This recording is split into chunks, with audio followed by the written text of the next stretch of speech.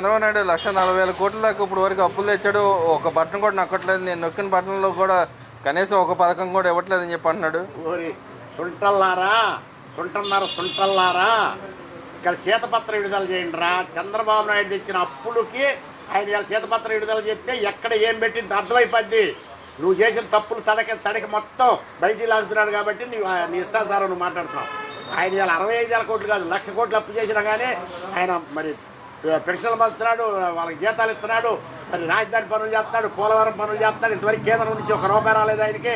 మరి ఈ డబ్బులన్నీ ఆనంద తెచ్చి పెడుతున్నాడు. మరి మీరు ఎప్పుడైనా శ్వేతపత్రం విడుదల చేశారా?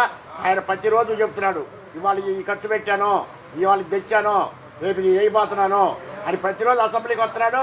ప్రతిరోజు బళ్ళో టీచర్ అని అసెంబ్లీ బళ్ళోకి రావట్లేదేమో కానీ ఆయన కంపల్సరీ అసెంబ్లీకి వచ్చి అందరితో మాట్లాడుతున్నాడు. రేపు 6వ తారీఖు క్యాబినెట్ మీటింగ్ పెడుతున్నాడు. దద్దమ్మలాగా దాక్కుంటున్నావు నువ్వు అసెంబ్లీ రాకుండా. ఆయన ప్రజల్లోకి వస్తాను, పోరాటం చేస్తున్నాడు, ఫీజు పోరని చెప్పి మళ్ళీ బిగించబోతున్నాడు. అదే ప్రజల్లో రమ్మని మనం ప్రజల్లోకి వచ్చి ఆడాళ్ళు కూడా చీపురు కట్టలు రెడీ చేసుకుంటున్నారు. ఎవరి కోళ్ళే పాత చీపుళ్ళన్నీ ఉంటే తీసే అటు బాగు చేసి కట్టలు కట్టుకుంటున్నారు విసిరేయడానికి. తెలిసింది ప్రజల్లోకి వస్తే తెలిసింది ఆయన బతుకు, నా బతుకు, నీ బతుకు, ఎవరు బతుకు. అంటే ఆయన గతంలో జనవరి నుంచి వస్తున్నాడు, మళ్ళీ ఫిబ్రవరి అయిపోయింది, ఇప్పుడు ఎప్పటికి వస్తాడంటారు? ఏంటది? గతంలో జనవరిలో వస్తా అన్నాడు, జనవరి పోయి ఫిబ్రవరి అయింది, మరి ఎప్పుడు వస్తాడు అనుకుంటున్నారు? ఏముందా ఇప్పుడు నాకంటే మిగులోడు వచ్చాడు, నన్ను తంటున్నాడు, ఈసారి రా అంటా నేను లేచి, మళ్ళీ ఈసారి రా అంట లేచి. అటువంటి దత్తమ్మ మాటలు అవన్నీ మాట్లాడేవాళ్ళు. ఎన్నిసార్లు కింద పడ్డా ఈసారి రా చూసుకుందాం అంటాడు. అంటే పిల్లలకు ఫీజులు ఇవ్వట్లేదు అంటున్నాడుగా. ఎవరికి? పిల్లలకి. స్టూడెంట్ పిల్లలు ఏమన్నా నాకు చంద్రబాబు నాయుడు ఫీజు రివర్మెంట్ ఇవ్వలేదని అడుగుతున్నారా?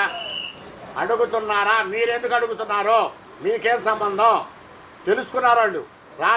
వాళ్ళు చదువుకునేవాళ్ళు కాబట్టి రాష్ట్రం అధోగతి పాల్లో ఉంది, అప్పుల పాలు అయ్యి ఉంది. ఇప్పుడు చంద్రబాబు నాయుడు కూడా అడిగినా ఉపయోగం లేదని చెప్పి వాళ్ళు నోరు మూసుకొని కూర్చుంటే మీకెందుకు దద్దమ్మలారు? నువ్వు ఇచ్చావా మొత్తం? నువ్వేమిచ్చావు? అమ్మవాడు ఏమిచ్చావు? 3 ఏళ్ళు ఇచ్చావు, 2 ఏళ్ళు ఎవడు ఇస్తాడు? నీ అమ్మ మొగుడు ఇస్తాడా? కరోనా టైంలో కూడా మేము గట్టిగా చేసాం, రాష్ట్ర ఆర్థిక పరిస్థితి బాగోపోయినా కూడా ఇచ్చామని చెప్పి అంటున్నాడు. ఏంటి పాడా చేసింది? కరోనా టైంలో ఉన్న రూపాయికి ఎవరు సందా ఇచ్చాడా? ఎందుకు ఇస్తాడు? నువ్వు అన్ని కాజేసి లోపల బ్యాంకులు వేసుకొని కూర్చొని నీ పిల్లల దగ్గర అప్పచెప్తుంటే డబ్బులు తాడేపల్లి ప్యాలెస్లోకి. అదే చంద్రబాబు నాయుడు మన వరదలు వస్తే 800 కోట్లు వచ్చినాయి. అక్కడ వ్యక్తిత్వాన్ని బట్టి ఉంటుంది ఎవడైనా సరే ఏం చేయాలన్నా.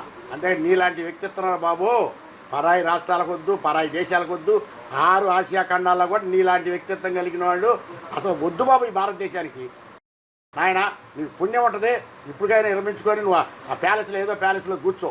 అంతే తప్ప నువ్వు బయటకు వచ్చి నేను వస్తాను, నేను చేస్తాను ఏంది? నీ నీ పచ్చిబద్దలు చేసేది నీకు ఎవరం తెలియదు, చేయడం తెలియదు, రాజ్యాంగం తెలియదు, రాజ్యాంగ విలువలు తెలియదు, ప్రజాప్రతినిధి అంటే ఏంటో తెలియదు. ప్రజాప్రతినిధి తెలిసినాడు అయితే నువ్వు అసెంబ్లీకి వచ్చేవాడు ఈ పార్టీకి. కానీ ఇక్కడ ఆయన మీద అక్రమ కేసులు పెట్టారంట, అటు కాంగ్రెస్ పార్టీ కానీ ఇటు టీడీపీ కానీ కలిసే పెట్టినట్టుగా. మీరు అన్ని కేసులు పెట్టినా నేను జైలుకి వెళ్తాను, మళ్ళీ వస్తాను, మీరు కూడా ధైర్యంగా ఉన్న మా కార్యకర్త ఇంటికి కూడా బేకలేదు అంటున్నాడు.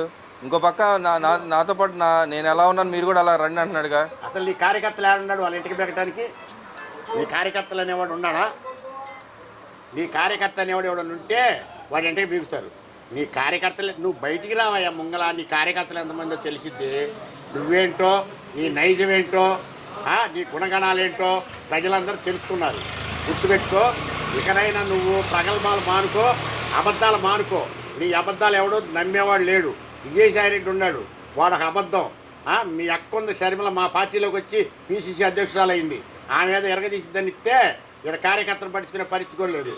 నేను కూడా అదే చెప్తున్నా, ఆ చెట్టు దగ్గర కాయని. కాంగ్రెస్లో ఉండి కూడా కాంగ్రెస్ ఓటేయమమ్మా మేము అని చెప్తున్నాం మేము కూడా ఆమెకి.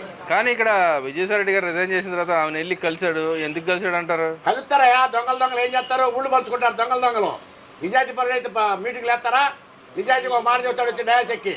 కానీ ఆయన చెప్పినట్టు వచ్చింది బయటకు వార్త ఏంటంటే, నన్ను జగన్మోహన్ రెడ్డి తిట్టమంటే తిట్టాను, నన్ను క్షమించమ్మని చెప్పి అడిగాడంట. అడగొచ్చు. అది వాళ్ళ కుటుంబ విషయం, మనం మాట్లాడకూడదు దాని గురించి. వాళ్ళ కుటుంబ విషయంలో 100 మాట్లాడుకుంటారు.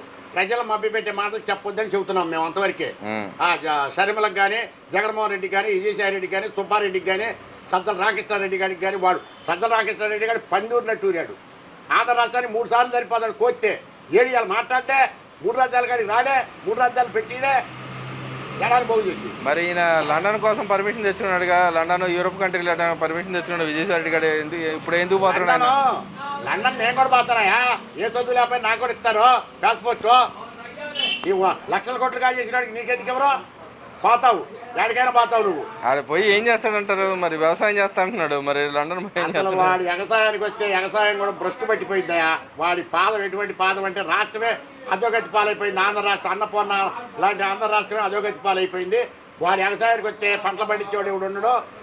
నిక్కచ్చగా ఆహార ఉత్పత్తులకు మాత్రం క్షీణించిపోద్ది ఆంధ్ర రాష్ట్రం వాడు కనుక వ్యవసాయానికి వస్తే.